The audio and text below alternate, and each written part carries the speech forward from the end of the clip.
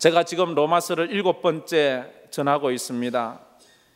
바울은 죄를 깨닫는 자라야만 십자가의 예수를 절실하게 붙잡는다는 것을 알았습니다.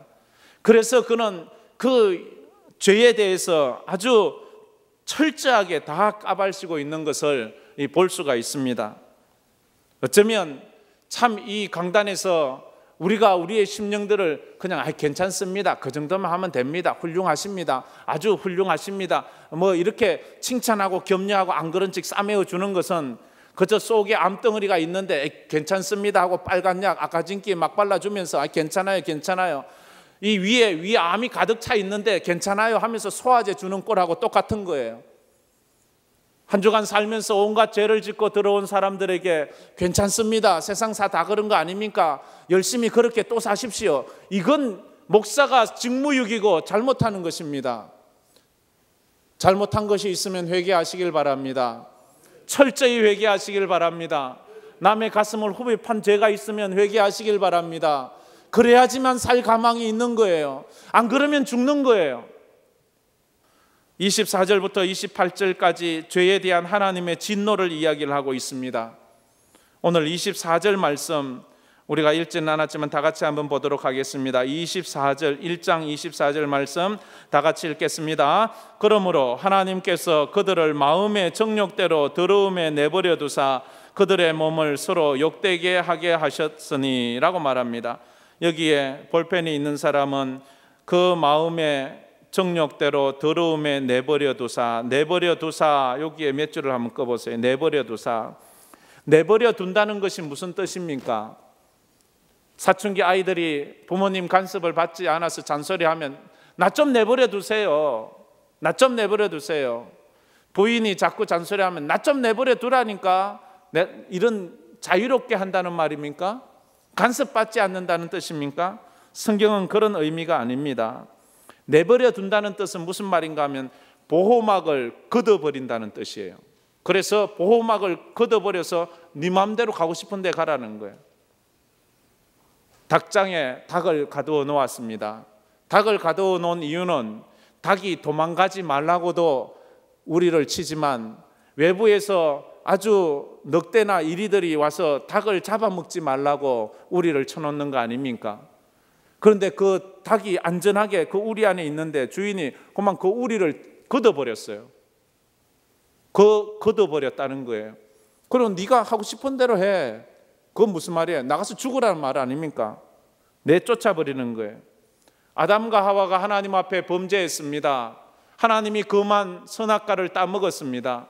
그때 하나님께서 내버려 두셨어요. 그들을 에덴 동산에서 쫓아내버렸어요. 그리고 니들 마음대로 한번 살아봐. 그때부터 고난이 왔습니다. 땀을 흘려야 합니다. 눈물을 흘려야 합니다. 고통하며 비명소리를 질러야 합니다. 내버려 두셨습니다. 내버려 둔다는 것은 축복이 아닙니다. 저주입니다. 법정에 내버려 두는 거예요. 넘겨버리는 거예요. 사단의 밥으로 내어버려 두는 거예요. 정욕의 노예로 내어버려 두는 거예요. 네가 정욕대로 살도록, 네 마음대로 살도록. 그것은 축복이 아닙니다. 제동 장치가 있어야 합니다. 자동차에 브레이크가 있어야지만 그 자동차가 안전한 것이지, 브레이크 없는 자동차는 불안한 것입니다. 그건 죽는 거예요. 속도가 높으면 높을수록 죽음이 가까워온 거예요. 그래도 신난다고 말합니다. 이 차는 브레이크가 없어서 내가 마음대로 스톱 안 하고 그런 어리석은 짓을 하지 마십시오. 인생의 브레이크를 가지고 있으십시오. 주일날 나와서 말씀을 들으면서 여러분의 인생의 브레이크를 한번 잡아보십시오. 잘못된 길을 바로 멈춰서고 잘못된 방향을 꺾을 수 있는 것이 말씀 앞에서 있어야 합니다. 그게 필요한 거예요. 26절 말씀, 오늘 26절 말씀 다 같이 한번 또 읽어보겠습니다. 이 때문에 하나님께서 그들을 부끄러운 욕심에 내버려 두셨으니 곧 그들의 여자들도 순리대로 쓸 것을 바꾸어 영리로 쓰며 라고 말합니다. 하나님께서 그 부끄러운 욕심에 내버려 두셨으니, 여기에도 줄 한번 꺼보십시오. 내버려 두셨다. 부끄러운 욕심대로 살도록 내버려 두셨습니다. 내버려 두신 결과가 뭐예요? 26절 27절에 동성연애를 하게 했다 하는 거예요. 요즘 세상이 동성연애 때문에 참 시끄러워졌습니다. 그러나 이것은 어제 오늘 이야기가 아닙니다. 수천 년 전에 소돔 고모라 때부터, 아니 그 전부터 있었던 그런 죄악된 일입니다. 이런 것들을 부끄러움에 내어버려 두셨어요. 남자가 여자로, 여자가 남자로 정상적인 그런 부부관계가 아니라 그런 이 동성 간의 관계를, 왜냐하면 지금 바울이 이 로마서를 쓰고 있는 이 시대가 그랬고 오늘 시대가 그랬다는 거예요. 로마 시대에 황제가 15명이 있었습니다. 15명의 황제 가운데서 14명의 황제가 게이들이었습니다. 그 시대가 문화가 찬란하고 화려하고 전 세계를 군림하는 세대였지만 영적으로 썩어 있었습니다. 하나님의 심판을 받을 수밖에 없었습니다. 그런 시대에 교회에도 그런 악영향이 끼쳐오게 되었습니다. 그래서 그것에 대해서 말합니다. 28절 말씀은 또 한 걸음 더 나가서 말합니다. 28절 말씀 우리 다 같이 한번 또 읽어보겠습니다. 또한 그들이 마음에 하나님 두기를 싫어하며 하나님께서 그들을 그 상실한 마음대로 내버려 두사 합당하지 못한 일을 하게 하셨으니, 그 상실한 마음대로 내버려 두셨다라고 또 나오지요. 거기도 밑줄을 끄면 상실한 마음을 잃어버렸대요. 상실했대요. 마음을 잃으면대요. 정신을 잃어버렸어요. 그럼 그런 사람을 어떤 사람이에요? 정신을 잃었다, 마음을 잃었다. 미친 사람이라는, 사람들이 미친 듯이 살아가는 거예요. 요즘 사람들이 상실한 마음대로 살아가는 거예요. 그러니까 합당하지 못한 짓을 하는 거예요. 자기가 낳은 자식을 죽이고 자기를 낳아준 그런 부모를 죽이고 온갖 악행을 저지르면서 그것이 죄인 줄 모르는 거예요. 정욕대로 더러움에 살게 하는 것, 상실한 마음으로 살게 하는 것은 금지된 쾌락에 대한 격렬한 욕망을 가지면서 거기에 노예가 되어 살아가는 거예요. 부끄러운 줄 모릅니다. 파렴치하게 살아갑니다. 정욕의 노예로 살아갑니다. 탕자가 그렇게 살았어요. 아버지 집을 떠나서 내어버려 두니까, 아버지 울타리를 떠나니까 지가 하고 싶은 대로 마음껏 하는 거예요. 결국 어떻게 돼요? 돼지 우리에 사는 것입니다. 가룟 유다를 내버려 두셨어요.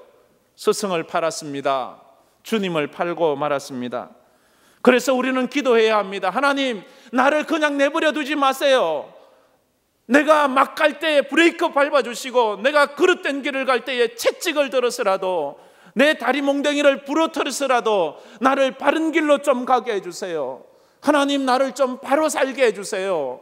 지금 내 삶이 이렇게 더럽고 추접하고 음란한데도 주님 왜 나를 그냥 두십니까? 주여, 나를 좀 바로 살게 해주세요. 그걸 누가 기도합니까? 다윗이 그렇게 기도했습니다. 다윗이 그가 하나님 앞에 막 가는 삶을 살았습니다. 왕이면서 하나님의 은혜로 왕이 되었는데 그가 남의 부인을 탐했습니다. 간음을 했습니다. 그리고 그 간음죄를 덮기 위해서 그의 남편을 전쟁터에 보내서 전쟁터에서 죽게 해서 살인죄를 저질렀습니다. 그리고도 그것을 덮어두었고 아무에게로 들키지 않는다고 말을 했습니다. 그런데 어느 날 나단 선지자가 와서 하는 말이, 왕이여, 당신이 이런 죄를 짓지 않았습니까? 라고 그렇게 지적을 했습니다. 사람의 마음에는 숨겨진 창고가 있다고 말합니다. 사람은 마음에는 누구나 다 있습니다. 저에게도 있겠고요, 여러분 각자에게 다 마음에 창고가 하나 있는데, 그것은 누구도 열 수 없는 열쇠로 꽉 잠물쇠가 되어 있어서 아무도에게도 열리지 않습니다. 아무에게도 그 안에 있는 것이 뭔지 보이지 않습니다. 그 창고가 무슨 죄인가 하면 죄를 담아놓는 죄 창고입니다. 그런 창고가 있다는 거예요. 회개하지 않은 죄가 있다는 거예요. 다윗에게도 그 죄가 있었습니다. 그건 누구도 열 수 없는, 왕의 마음을 누가 엽니까? 감히 왕의 죄를 알고 있어도 그 말을 할 수 없는 거예요. 했다간 죽는 거예요. 그런데 나단 선지자가 하나님이 시킵니다. 나단아, 네가 저 다윗에게 가서 그 죄를 지적해 주어라. 아이고 하나님, 그 말했다가 나 죽습니다. 나 모가지 날아갑니다. 그래도 가라는 거예요. 가서 말합니다. 단도직입적으로 말할 수 없어서 우화를 들어서 말합니다. 왕이요, 어떤 마을에 부자가 있고요, 양을 100마리 가진 부자가 있고요, 양이 1마리 있는 가난한 사람이 있는데 어느 날 그 가난한 사람은 양이 한 마리 있어서 그것을 자기 친자식처럼 그렇게 사랑하는데 어느 날 부자에게 친구가 왔어요. 부자에게 친구가 왔는데 부자가 자기에게 있는 그 많은 100마리 양으로 양의 중에 하나를 잡아서 친구를 대접한 것이 아니라 한 마리밖에 없는 그 가난한 사람의 양을 빼앗아서 그 양으로 자기 친구를 대접해 주었대요. 하니까 그 이야기를 듣던 다윗이 막 화가 나가지고 뭐야? 뭐 그런 놈이 다 있어. 그런 놈 잡아와. 당장 내가 죽여버릴 거야. 막 그렇게 막 가난한 사람 그 양 뺏었다는 그 부자를 데려오래요. 죽여버리겠다고. 그러자 나단 선지자가 하는 말이 왕이요 바로 당신입니다 라고. 왕이요 바로 당신이 그놈입니다. 당신은 첩이 없습니까? 후궁이 없습니까? 당신은 왕으로서 많은 부인들이 있는데 왜 우리아는 한 명밖에 없는 그 사랑하는 아내를 빼앗고 그 남자까지 당신이 죽이지 않았습니까? 그 말에 다윗이 꼬꾸라집니다. 그 말에 다윗이 퍼긋버려서 내가 죄를 지었다고 나를 좀 살려달라고 그러면서 그가 시편 51편에 이렇게 51편 10절부터 11절까지 이렇게 말을 하고 있습니다. 우리 한번 다 같이 10절 읽어보겠습니다. 하나님이여 내 속에 정한 마음을 창조하시고 내 안에 정직한 영을 새롭게 하소서. 11절 나를 주 앞에서 쫓아내지 마시며 주의 성령을 내게서 거두지 마소서. 나를 주 앞에서 쫓아내지 마시며, 이 말은 나를 그냥 두지 마십시오. 하나님 나를 그냥 두지 마십시오. 나 같은 이 죄인 그냥 두지 마십시오. 그냥 내버려 두면 나 망합니다. 내 속에서 성령 거두어 가지 마십시오. 성령 거두어 가니까 간음을 하고 살인을 하고 그것을 덮고 내 속에 가두어 놓고 잔물쇠를 잠궈서 아무도 못 열게 하는데 주여 이것을 열어주십시오. 이것을 열 수 있는 건 뭡니까? 우리가 도덕을 수양한다고 마음의 죄문이 열립니까? 아니면 내가 수도를 많이 한다고, 아니면 헌금을 많이 한다고 이 속에 있는 이 문이 열립니까? 아니에요. 십자가밖에 없습니다. 예수의 이름밖에 없습니다. 할렐루야. 예수의 이름 앞에 회개해야 되는 거예요. 예수의 이름 앞에. 그래서 주의 보혈밖에 없는 거예요. 내가 주께로 지금 가오니 십자가의 보혈로 날 씻어주소서. 주여 날 가만두지 마십시오. 날 내버려 두지 마십시오. 우리를 그냥 내버려 두면 우리는 하나님의 진노를 받을 수밖에 없는 그런 죄인들 아닙니까? 여러분은 세상에서 가장 더러운 곳이 어디라고 생각을 하십니까? 어디가 제일 더러울까요? 어떤 사람은 쓰레기 하치장이래요. 어떤 사람은 오물 하치장이래요. 어떤 사람은 분뇨 하치장이래요. 여러분 어디라고 생각을 하십니까? 우리가 그런 쓰레기 하치장이나 분뇨 하치장 옆에 가면 코를 붙잡고 더러워서 가지요. 그런데 성경은 말합니다. 쓰레기 하치장이 가장 더러운 곳이 아니라 인간의 마음이 가장 더럽고 가장 추하고 가장 악한 곳이라고. 그래서 예레미야 17장 9절 말씀에는 우리에게 저렇게 말했습니다. 다 같이 읽어보겠습니다. 만물보다 거짓되고 심히 부패한 것은 마음이라 누가 능히 이를 알리오마는. 만물보다 거짓되고 심히 부패한 것은 우리 마음이에요. 누가 알겠느냐는 거예요. 아무도 몰라요. 겉보기엔 화려해요. 화장하고 멋있는 옷을 입고 오니까 저 사람 마음까지도 화려하고 멋있는 줄 알아요. 근데 그 속이 얼마나 더럽고 음탕하고 온갖 날마다 죄 지을 생각만 하는 것, 회칠한 무덤 아닙니까? 회칠한 무덤이에요. 위선적인 우리의 마음, 누구도 모르지만 나는 알잖아요. 회개하십시오.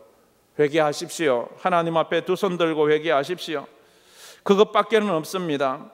하나님이 진노할 수밖에 없는 이유가 뭡니까? 소돔 고모라를 심판하신 이유가 뭐예요? 불심판을 내린 이유가 뭐예요? 소돔 고모라 땅이 더러워서 그렇습니까? 땅이 더러워서 그런 것이 아니라 소돔 고모라에 사는 사람들의 마음이 더러워서 그러는 거예요.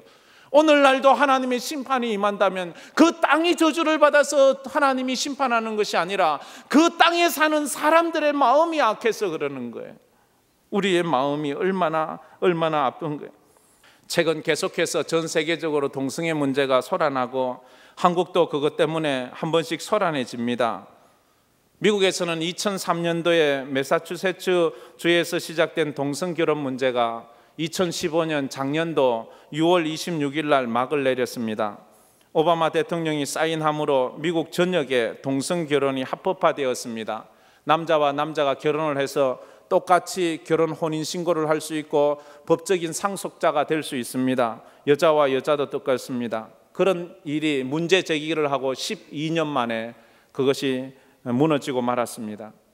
한국은 몇 년이나 버틸 수 있을까요? 한국에서 2001년도에 앙케이트 조사를 했습니다. 한국 갤럽 여론조사에서 2001년도에 동성결혼을 찬성하십니까? 라는 질문에 17% 사람이 찬성을 했습니다. 반대는 67%가 했습니다. 그리고 13년이 흘렀습니다. 2014년도에 또 그 조사를 했습니다. 당신은 동성결혼을 찬성하십니까? 거기에 35%가 찬성을 했습니다. 반대는 56%가 했습니다. 아마 지금부터 5년 후에 이 조사를 다시 한다면 어떤 결과가 생길 건지 우리는 불안하지 않을 수가 없습니다. 하나님께서는 이 땅에 두 개의 조직을 세웠습니다. 가정과 교회를 세웠습니다. 하나님은 나라를 만들지는 않았어요. 교회와 가정을 세웠어요. 그런데 교회는 동성 애들이 나오면서 가정을 파괴해버렸습니다. 창세기에도 또 마태복음에도 에베소서에도 예수님이 분명히 말씀하셨는데 예수께서 대답하여 이르시되 사람을 지으신 이가 본래 그들을 남자와 여자로 지으시고 말씀하시기를 그러므로 사람이 그 부모를 떠나 아내에게 합하여 그 둘이 한 몸이 될지니라 하신 것을 읽지 못하였느냐. 그런즉 이제 둘이 아니요 한 몸이니 그러므로 하나님이 짝지어 주신 것을 사람이 나누지 못할지니라 했는데 사람들은 그 가정을 무너뜨렸습니다. 또 교회를 무너뜨리고 있습니다. 이단들이 나와서 얼마나 교회를 무너뜨린지 몰라요. 이단들이 예전엔 숨어서 이단 자기들 모집을 했고 자기들끼리 모였습니다. 그런데 요즘은 떳떳하게 간판 내걸고 이단 짓을 하고 있어요. 그런데 사람들이 거기에 가는 거예요. 그러면 안 돼요. 혹시 여기에 잘못된 이단에 가 있는 사람이 와 있는 분이 있습니까? 그런데 가지 마세요. 그리고 여기 계속 계세요. 가려고 하지 마세요. 여기서 말씀 앞에서 자기가 한번 하나님 만나보세요. 가끔 큰 교회는 요즘 신천지들을 파송한답니다. 이름도 바꾸고 신분도 바꿔서 완전 세탁을 하듯이 해서 그 사람을 보내고 그래서 몇 년 후에 그 본색을 드러나게 한답니다. 혹시 우리 교회에 그런 분 와 있는 분이 있습니까? 회개하십시오. 양심에 손을 얹고 회개하십시오. 그런 거짓된 위선된 삶으로 어떻게 하나님 앞에 선다고 말합니까? 우리 하나님은 속지 않습니다. 우리 하나님은 거짓을 옹호하지 않습니다. 그들은 거짓도 전략이라고 말합니다. 교회를 빼앗기 위해서는 어떤 짓을 해도 괜찮다고 말합니다. 그게 무슨 종교요? 그게 무슨 하나님을 믿는 사람들이 할 말입니까? 어떤 짓을 해도 교회만 빼앗으면 된다니, 어떤 짓을 해도 목사만 내쫓으면 된다니, 이 마귀요 사단이지 어떻게 하나님을 믿는 사람들이란 말입니까? 떳떳하게 얼굴에 철판을 깔고 거짓을 그들은 말하면서도 부끄러워하지 않습니다. 동성애자들이 교회에 들어옵니다. 교회의 목사가 됩니다. 그렇게 세워집니다. 제가 전에도 그런 말 했는데 제가 미국에 있으면서 의료보험, 오바마 케어 의료보험에 가입하려고 그거 신청서를 썼습니다. 그런데 그 중에 한 칸에 이런 질문이 있었습니다. 당신의 아내가 남자입니까? 여자입니까? 전 처음 보고 그걸 내가 잘못 봤나 싶었습니다. 당신의 아내가 남자입니까? 여자입니까? 이 질문이 미국 공문서에는 빠지면 안 됩니다. 왜냐하면 그게 합법화되어 있기 때문에 그걸 빼면은 불법이 되는 것입니다. 기가 막힌 얘기 아니에요? 당신의 아내가 남자입니까? 여자입니까? 이 말이 되는 소리예요. 동성애자들은 무슨 방법을 가리지 않고 자기들의 그 주장을 관철시키려고 하고 있습니다. 그래서 과거에 이런 유머가 있었습니다. 과거엔 유머였는데 요즘은 유머가 아닙니다. 소름 끼치는 이야기가 되고 말았습니다. 어떤 유머인가 하면 이민 초기에 한국 사람들이 외국으로 갔습니다. 그때 며느리감을 구할 때 아이들에게 한 말이 있습니다. 처음에는 초창기에는 야, 외국인만 데려오지 않으면 돼, 이렇게 말했습니다. 그런데 지금 시대가 또 바뀌었습니다. 그래서 며느리감을 데리고 오는 그 아들에게 하는 말이 야, 남자만 아니면 돼, 이렇게 말을 한답니다. 근데 이게 여기까지만 해도 기가 막힌데 또 조금 있으면 미래에 이런 말을 한답니다. 야, 내 며느리 감으로 짐승만 아니면 돼. 웃기는 얘기 아닙니까? 옛날에 이거 웃긴다고 한 얘기예요. 코미디예요. 그런데 이것이 현실화돼 가고 있어요. 하나님께 범죄하여 버림받은 인간은 마음에 하나님 두기를 싫어했습니다. 그래서 죄를 짓는 거예요. 그래서 사형 선고를 받는 거예요. 사람 앞에 서 있다고 생각하지 마세요. 하나님 앞에 서 있음을 인식하세요. 수술대에 있다고 보세요. 또 체면 좀 차리려고 하지 마세요. 하나님 앞에 부르짖으세요. 자신의 죄가 깨달아지고 하나님의 진노의 대상임을 깨달으면 회개하십시오.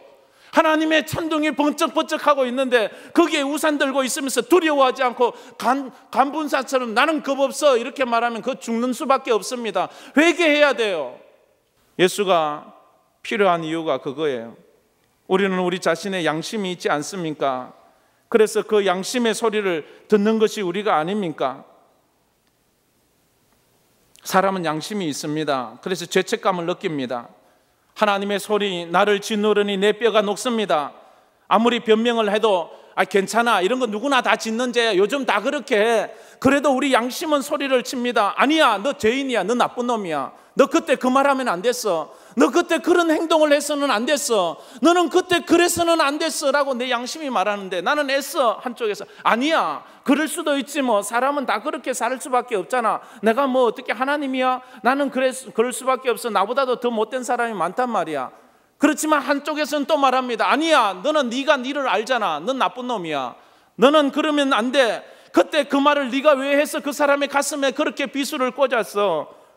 우리는 우리 스스로가 그걸 알지 않습니까? 우리가 기억나는 그 죄를 회개해야 합니다.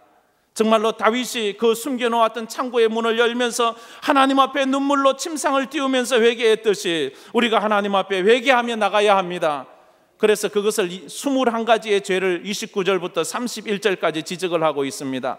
21가지의 죄인데 29절부터 31절까지 말씀을 우리 다 같이 한번 읽어보겠습니다. 곧 모든 불의, 추악, 탐욕, 악의가 가득한 자요, 시기, 살인, 분쟁, 사기, 악독이 가득한 자요, 수근수근하는 자요, 비방하는 자요, 하나님께서 미워하시는 자요, 능욕하는 자요, 교만한 자요, 자랑하는 자요, 악을 도모하는 자요, 부모를 거역하는 자요, 우매한 자요, 배약하는 자요, 무정한 자요, 무자비한 자라, 이렇게 말을 해요. 이런 21가지의 죄를 지으면서 우리는 살아갑니다. 이런 죄를 지으면 사형에 해당한다고, 죽는다라는 거예요. 그런데 문제는요, 이것이 2000년 전 로마 사람만에 대한 것이 아니라 나도 똑같은 죄인인데, 이 죄의 항목은 다 내 죄인데, 너희 중에 죄 없는 자가 먼저 돌로 치라 할 때에 내 죄가 보여져야 돼요. 하나님, 나는 죄인입니다. 동성애자들을 향하여 돌을 들기 전에 하나님, 나도 간음을 했습니다, 나도 살인을 했습니다, 나도 저주질을 했습니다. 우상 숭배자들을 향하여 그들을 비난하기 전에 나도 이 세상에서 물질을 우상 삼았습니다, 자식을 우상 삼았습니다, 내 인생을 우상 삼았습니다. 주여, 나도 사형수입니다, 나도 주님 은혜 없으면 죽습니다. 이런 고백을 해야 됩니다. 그래서 우리가 두 손 들고 앞에 가 십자가를 붙잡는 마음으로 하나님의 은혜를 구하는 그런 축복이 있기를 축원합니다.